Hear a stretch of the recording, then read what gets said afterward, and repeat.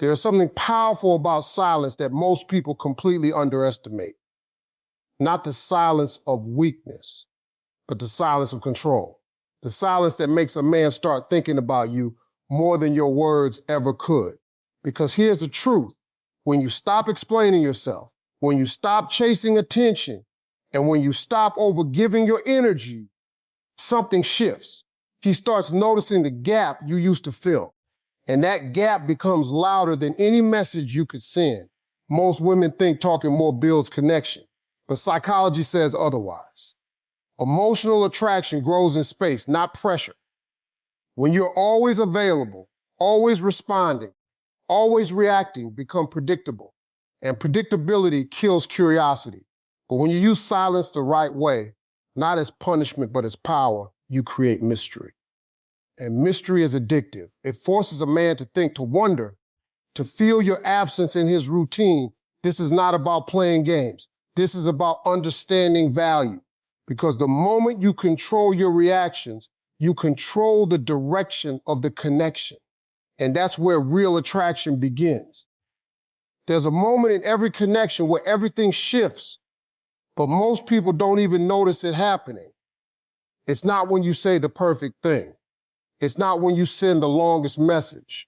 It's actually when you stop responding immediately, when you introduce space between your attention and their expectation.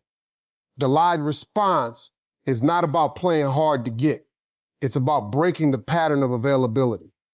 Because when someone gets used to instant access to you, they stop valuing the effort it takes to reach you. Human psychology is simple in that way. We don't always value what is present all the time.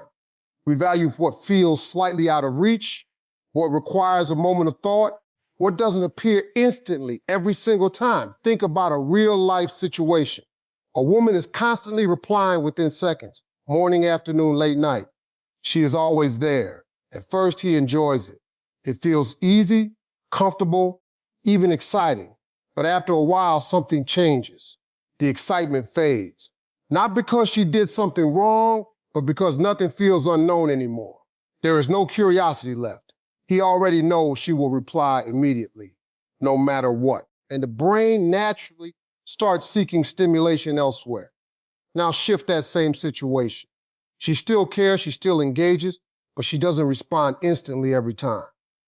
Sometimes she replies after minutes, sometimes after a while.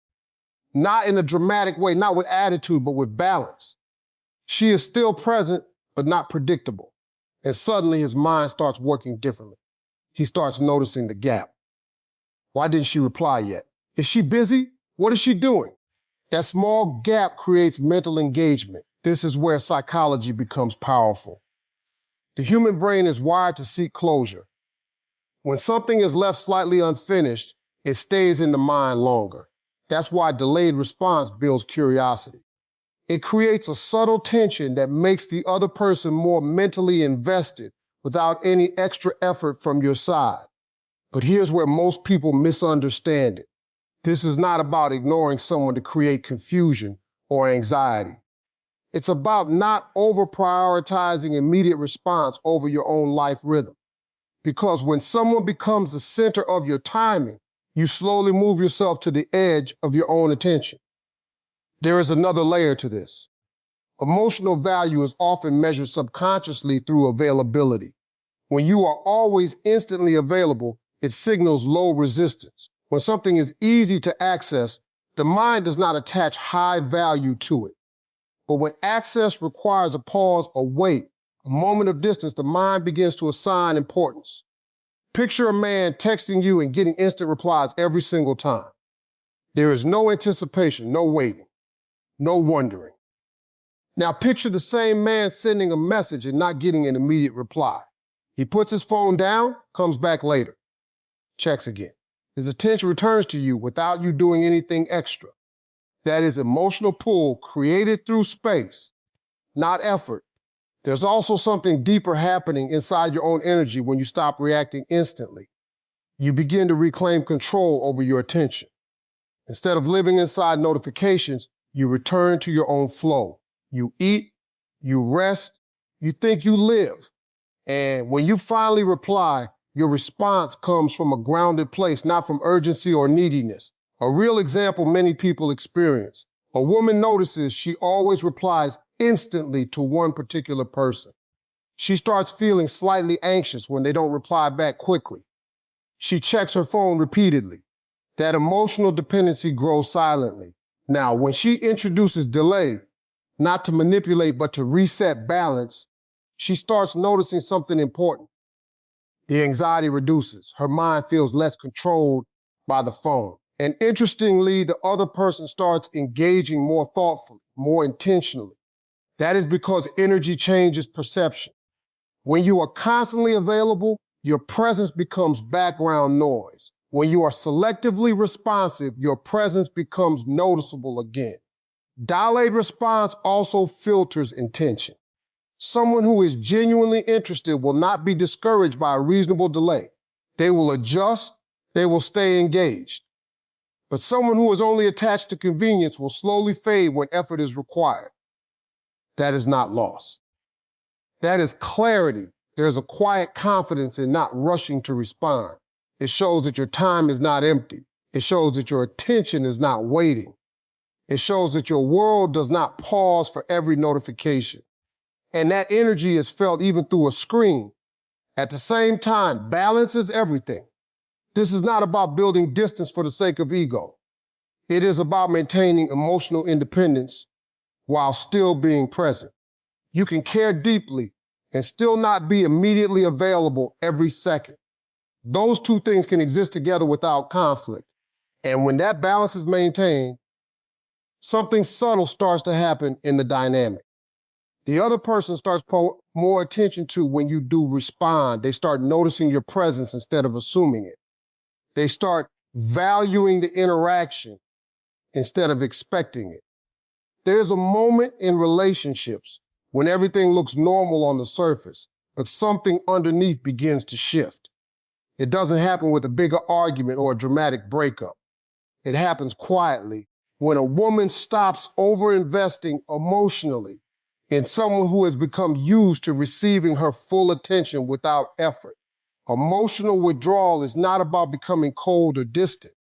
It is about stepping back from the habit of overgiving your emotions to someone who has started taking them for granted. Because when a man becomes used to constant emotional access, constant reassurance, constant understanding, constant softness, he stops noticing the depth of what he is receiving. Not because it has no value, but because it has become predictable. Think about a real life situation. A woman is always emotionally available. He is stressed, she calms him. He is confused, she explains things. He is distant, she fills the gap with patience and care. Over time, this becomes the pattern. She becomes the emotional safe space, but without balance. And slowly, without realizing it, he starts leaning on her emotional energy without feeling the need to match it. Then one day, something changes. She is still respectful, still present, but she stops over-explaining. She stops chasing emotional clarity from him. She doesn't rush to fix every uncomfortable silence. She responds, but she doesn't absorb his emotional inconsistency anymore. And that shift is felt more than it is seen. This is where psychology becomes very real. Human beings don't truly recognize emotional value when it is always available.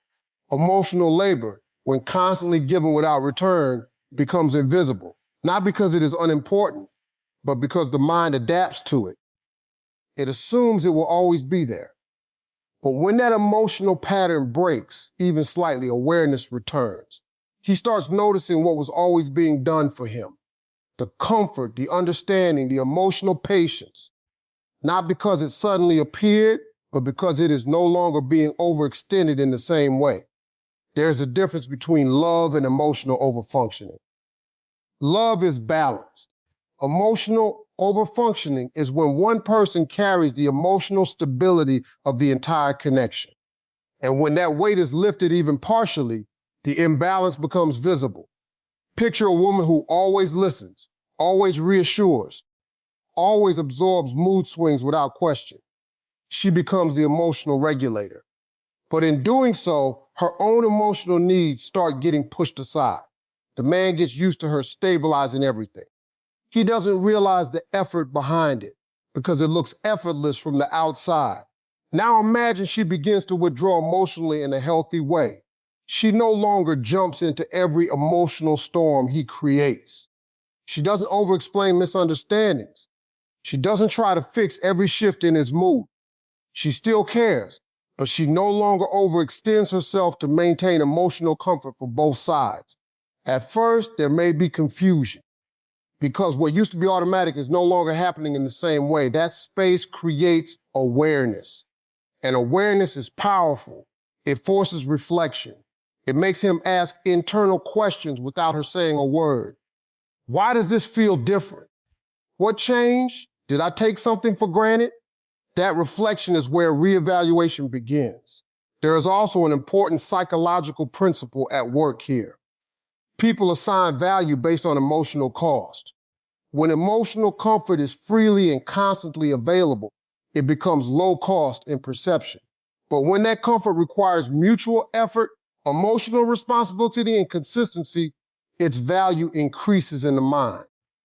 Emotional withdrawal shifts that perception, not through punishment, but through balance restoration. It communicates without words that emotional energy is not unlimited, not endlessly available without reciprocity.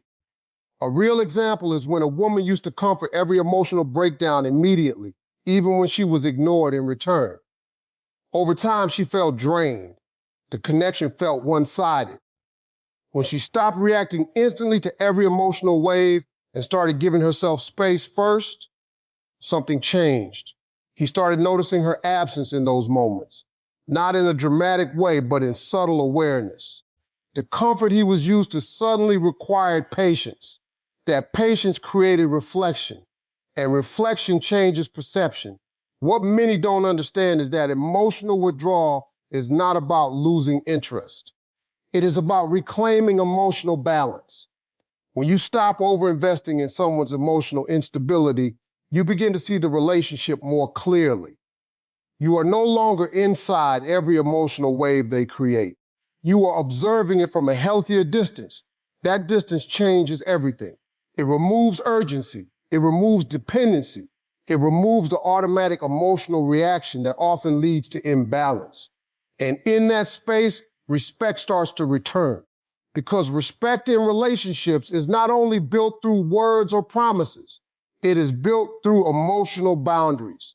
When someone realizes they cannot always rely on your emotional availability in an unbalanced way, they begin to value it more consciously. There's also a shift that happens inside you during emotional withdrawal. You start noticing your own emotional energy again. You stop pouring it automatically into situations that do not give anything back. You start recognizing where you are overgiving, where you are over-understanding, where you are over-carrying emotional weight that was never meant to be yours alone. And that awareness naturally changes your presence. You become calmer, less reactive, more grounded. You are still kind, still open, but no longer emotionally overextended. That shift is felt deeply by the other person, even if they cannot explain it, because emotional intensity without boundaries creates imbalance. But emotional presence with boundaries creates value. There is a point in every relationship where everything is being quietly decided, long before anything is ever spoken out loud. Respect is not built only through big conversations or serious warnings. It is built in the small moments when you either allow something or you don't. And the strongest boundary is not the one you announce loudly.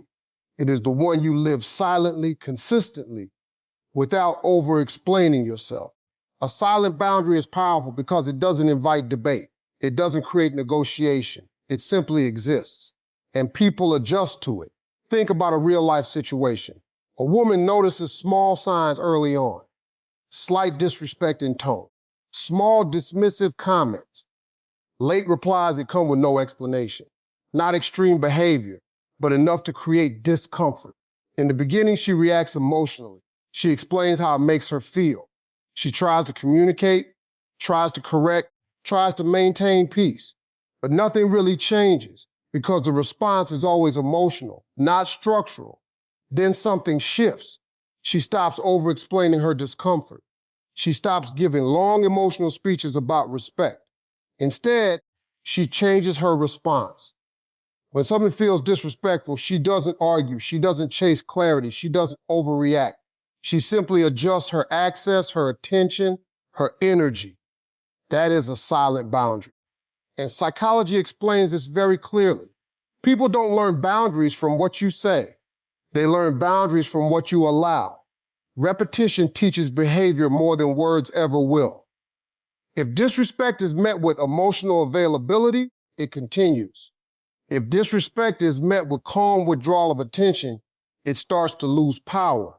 There's a difference between reacting and responding. Reaction is emotional and immediate. Response is calm and intentional. A silent boundary lives in response, not reaction. Imagine a situation where a man makes a dismissive comment that crosses a line. In the past, she would have explained why it hurt her, maybe argued a little, maybe tried to make him understand her perspective. But now, instead of entering that emotional loop, she simply becomes quieter. Not dramatic silence, not punishment silence, just a shift. She stops engaging with the same energy. She continues her life. Her attention moves back to herself. That shift is felt more than anything she could say, because now there is no emotional reward for the behavior. No long discussion, no emotional back and forth, just a clear change in energy. And the mind starts registering that change immediately. Respect in relationships often collapses when boundaries are too verbal and too emotional, but not behavioral, because words can be argued with. Emotions can be challenged, but consistent behavior cannot be misunderstood for long. There is also something deeper happening inside this dynamic. When someone is used to receiving emotional access without consequence, they slowly lose awareness of impact. Not always out of bad intention, but out of comfort. Comfort creates blindness, and silence in the form of boundary removes that blindness. Think about another example. A woman who used to answer every message immediately, even when the tone was not respectful, even when the energy felt off, even when she felt undervalued in the interaction. She stayed available. She stayed emotionally open. And over time, the tone of communication reflected that availability. Then she begins to shift, not by announcing anything, not by warning. She simply stops engaging with low-effort, disrespectful communication in the same way. She replies when energy is right. She doesn't rush into conversations that feel one-sided. She gives space where energy feels careless. Something interesting happens. The same person who used to take her response for granted starts adjusting behavior, because now there is a cost. Not a spoken cost, a behavioral one. That is the essence of a silent boundary. It creates emotional awareness without confrontation. There is also an internal transformation that happens when you practice this consistently. You stop feeling the need to explain your standards repeatedly. You stop chasing understanding from people who repeatedly cross your comfort. You start trusting your own perception more than your need to be understood. And that is where self-respect becomes visible. Not loud self-respect, not performative self-respect, but quiet self-respect that is felt in your absence more than your presence. In real life, many women fall into the pattern of over-explaining boundaries.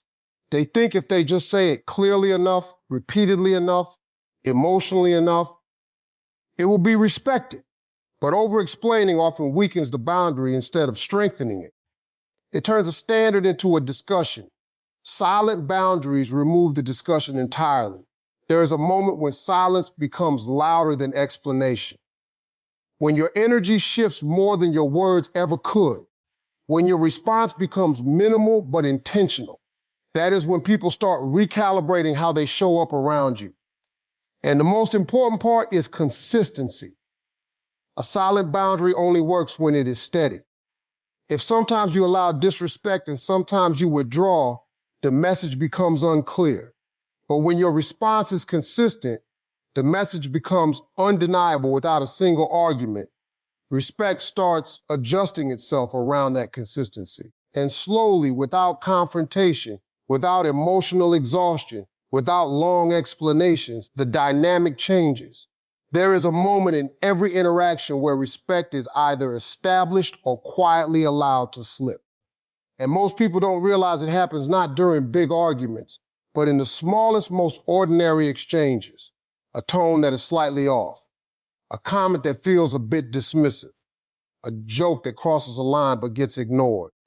These moments look small, but they are actually the foundation of how someone learns to treat you. A silent boundary is the ability to correct those moments without turning them into emotional battles. It is not about reacting loudly or trying to teach someone a lesson. It is about changing your behavior in a way that makes disrespect no longer comfortable or sustainable around you. Think about a real-life situation. A woman is in a relationship where things start off fine, but slowly small patterns appear. He interrupts her while she speaks. He jokes in a way that minimizes her opinion. He replies when it suits him, sometimes with care, sometimes with indifference. At first, she ignores it because it doesn't feel serious enough to fight about. Then she tries to explain how it makes her feel. She hopes understanding will fix it. But something important happens when behavior is only met with explanation. The behavior doesn't always change because explanation alone does not create consequence. Now imagine a shift. She stops over-explaining. She doesn't ignore her feelings, but she stops turning every uncomfortable moment into a long emotional discussion. Instead, she changes her engagement. When he speaks to her with dismissiveness, she doesn't argue for respect. She simply becomes less available to that tone. She replies less to energy that feels careless. She continues the conversation only when the energy shifts back to respect. Nothing dramatic, no speeches, no emotional breakdown. Just a quiet adjustment in how she participates. That is where psychology becomes very clear. People adjust behavior based on emotional outcomes. If a behavior consistently leads to emotional access, attention, and engagement, it continues. If a behavior leads to withdrawal of engagement, even calmly, the brain starts reevaluating it. This is not manipulation. It is emotional structure. Every relationship has one, whether it is intentional or not. Think about another situation. A woman is always quick to respond, even when the conversation is one-sided, even when the tone is inconsistent, even when she feels slightly disrespected but chooses patience instead of distance. Over time, the interaction pattern becomes shaped around her availability rather than mutual respect. Then she begins to shift. She does not announce anything. She does not say, I will no longer accept this. She simply stops rewarding low-effort communication with high emotional access. If the tone is careless, her response becomes minimal. If the energy is respectful, she engages fully. If it is dismissive, she steps back without emotional explanation, and something subtle begins to happen. The same person who used to speak freely without awareness starts adjusting tone, not because of a confrontation, but because of a pattern change. The silence between interactions becomes feedback. That is what makes a silent boundary so powerful. It teaches without words. There is also a deeper emotional shift inside the person practicing it. When you stop explaining your discomfort repeatedly, you start recognizing your own emotional limits more clearly. You stop negotiating with yourself about what is acceptable. You begin to trust your internal signal faster. Many people struggle because they confuse communication with over-explaining. They believe if they express their feelings enough times, in enough ways, with enough emotional detail, the other person will finally get it. But understanding is not always the issue. Sometimes it is about willingness to adjust behavior, and willingness responds more to boundaries than explanations. A silent boundary removes emotional exhaustion from the equation. Instead of entering cycles of repeated conversations that go nowhere, you shift the structure. You stop participating in patterns that drain your emotional energy. Picture a scenario where a woman notices she is constantly explaining basic respect. She feels unheard, so she explains more. She feels dismissed, so she tries harder to communicate. But the pattern repeats. At some point, she changes her approach. She stops engaging deeply when the pattern appears. She responds less. She invests attention where she feels valued. The difference is immediate in energy, even if it is not immediately spoken about. There's confusion at first, because where there was emotional availability without conditions, there is now structure. And structure forces awareness. Respect often emerges in that awareness gap. There's also something very important about silence as a boundary. It removes emotional drama from the equation. When boundaries are constantly verbalized in frustration, they can lose strength. They become part of emotional cycles. But when boundaries are lived quietly, they become part of identity.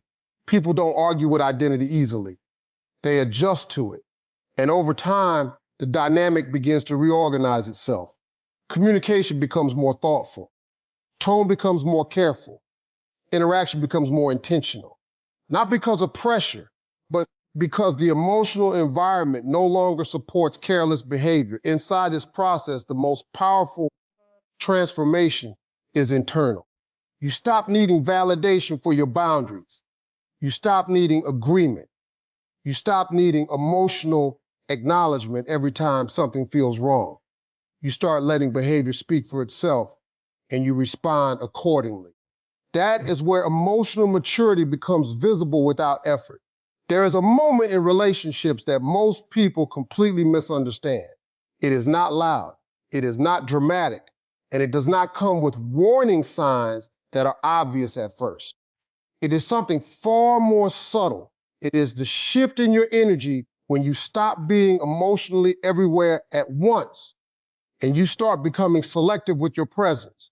This is what people call the disappearing energy shift. Not disappearing in a childish or dramatic way, but emotionally stepping out of over-accessibility. You are still there, but not constantly available. You are still kind, but not over-giving.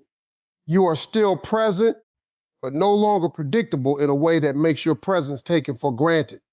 And here is where psychology becomes very interesting. Human attention is not built to value what is always available. It values contrast. It values change. It values presence that is felt, not flooded. Think about a real-life situation. A woman is deeply involved in a connection. She replies instantly. She initiates conversation. She checks in. She adjusts her mood based on his responses. She becomes emotionally tuned into him more than herself.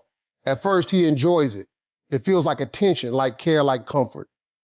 But slowly, something shifts. Not because she changed her feelings, but because she became too emotionally predictable. There is no pause, no space, no gap for curiosity to grow. Then something changes. Not in a dramatic announcement, not in anger, not in revenge. She simply starts returning to herself. She replies when she is available, not when anxiety pushes her. She stops filling every silence. She stops reacting to every delay. She starts living in her own rhythm again. And that is where the shift happens, because suddenly her presence is no longer constant background energy. It becomes something he has to meet, not something he automatically receives. The mind reacts strongly to absence, even more than presence. When something disappears slightly from routine, the brain starts paying attention again. It starts registering value. It starts asking questions. Where is she? Why is she quieter? What changed? Not because anything was said, but because the emotional pattern broke. There's a powerful principle here. Familiarity reduces emotional intensity. When something becomes too familiar, the brain stops actively noticing it. It becomes part of the background. But when familiarity is disrupted, attention returns. That is exactly what the disappearing energy shift does. It disrupts emotional autopilot. Picture another scenario. A woman used to be very responsive. Every message got immediate attention. Every call was answered quickly. Every emotional need, even small ones, was met instantly. Over time, this created a pattern where her presence was expected, not appreciated. Then she begins to shift, not by withdrawing love, but by withdrawing excess availability. She takes longer to respond sometimes. She focuses on her own life without feeling guilty about not being constantly engaged. She stops over-investing in keeping the connection alive every second of the day. And suddenly, something changes on the other side. He starts noticing her gaps, not her absence completely, but the spaces between her attention. Those spaces become noticeable because they were never there before. That is where attraction starts to rebuild itself, because attraction is not just about closeness. It is about contrast between closeness and distance. If closeness is constant, it loses emotional tension. Without tension, curiosity fades. Without curiosity, attention weakens, but when your energy is no longer always accessible, it gains weight again. There is also something deeper happening internally during this shift. You stop performing emotional availability. You stop proving your value through constant presence. You start reclaiming your attention for yourself. That alone changes how you feel, and that feeling is felt by others. Energy is not just behavior. It is emotional posture. When your emotional posture says, I am always here regardless of how I feel, the dynamic becomes unbalanced. But when your emotional posture says, I am present, but not endlessly available, everything starts recalibrating. There is a real psychological trigger here called loss awareness. People value something more when they sense it is not guaranteed. Not lost, just not guaranteed. That small difference changes perception entirely. Think of it like this. A man who is used to your constant presence stops making effort because effort is no longer required to maintain access. But when your energy becomes less predictable, effort starts returning naturally. Not because of manipulation, but because engagement requires attention again. There is a difference between being loved and being assumed. Assumption kills attraction. Awareness revives it, and the disappearing energy shift creates awareness without confrontation. A common real-life example is when a woman stops initiating every interaction. She still responds, but she no longer carries the emotional weight of keeping everything alive. At first, there may be silence, then curiosity, then increased effort from the other side, because now the dynamic is no longer one-sided energy flow. It becomes something that requires mutual presence again.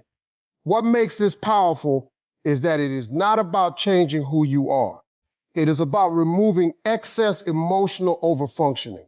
You are not becoming distant. You are becoming centered. And that centering is what creates magnetic energy, because people are drawn to what feels grounded, not what feels constantly available and emotionally overextended.